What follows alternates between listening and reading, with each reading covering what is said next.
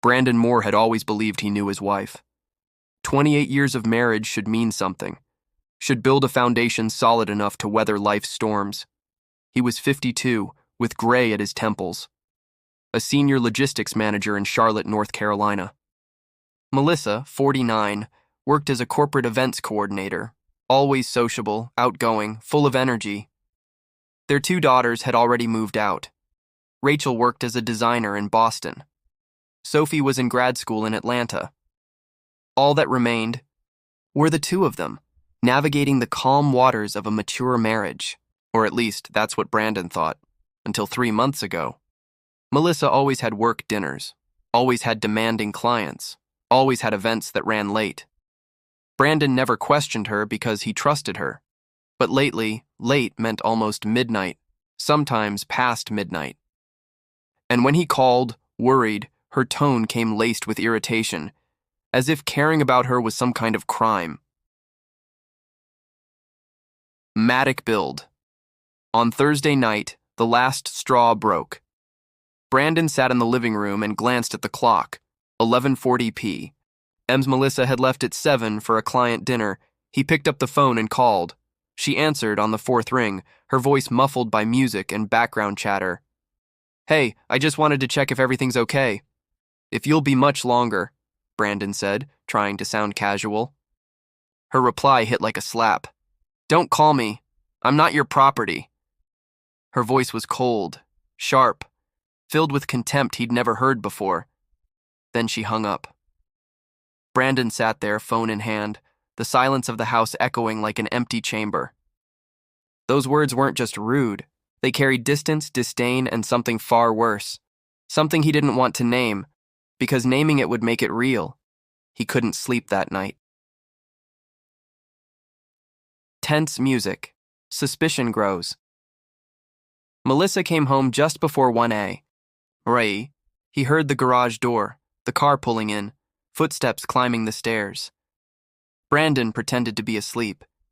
When she entered the bedroom, he caught a scent, a subtle masculine note mixed with her usual perfume. It wasn't his cologne.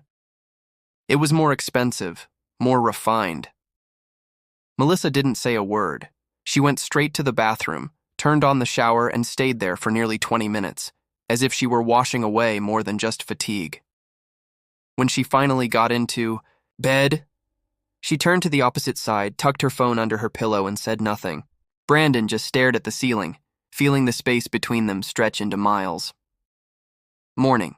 Discovery scene. The next morning, Brandon woke up early.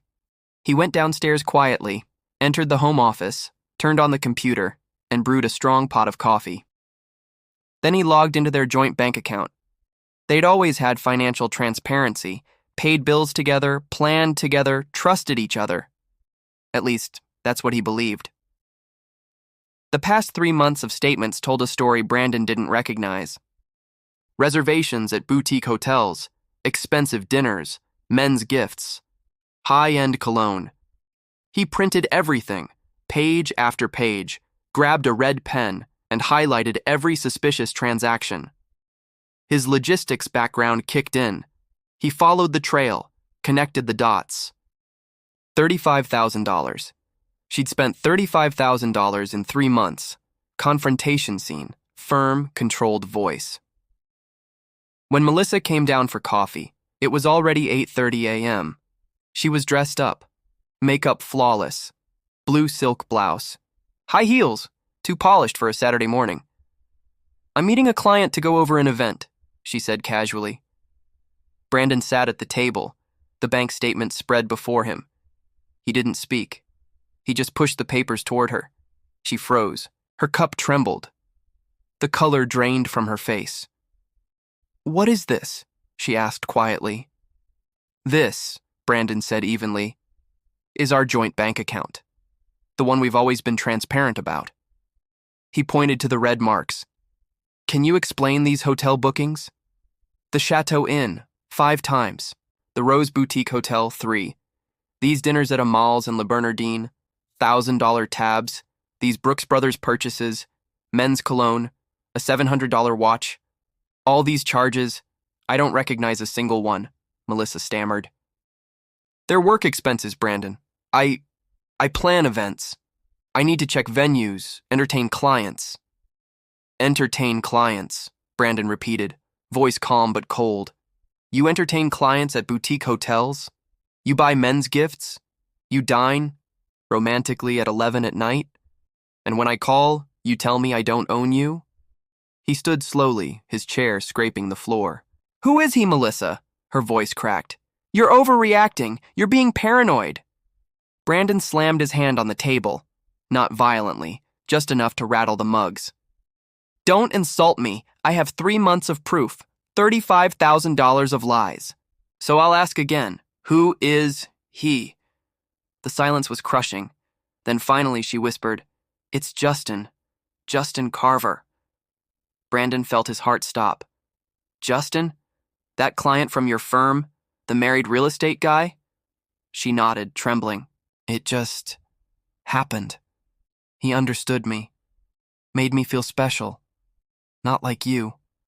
Always buried in work. Brandon gave a bitter laugh. I called to make sure you were safe, and you told me I was controlling. Fine. You're right. You're not my property. He gathered the papers, his voice steady. Perfect. Then don't come back home. Resolution and revenge. Steady, calm tone. He called a lawyer, filed for divorce, collected every email, every message, every receipt, and with quiet precision, he exposed the truth to Justin's wife and to Melissa's company. Within days, Justin lost his marriage.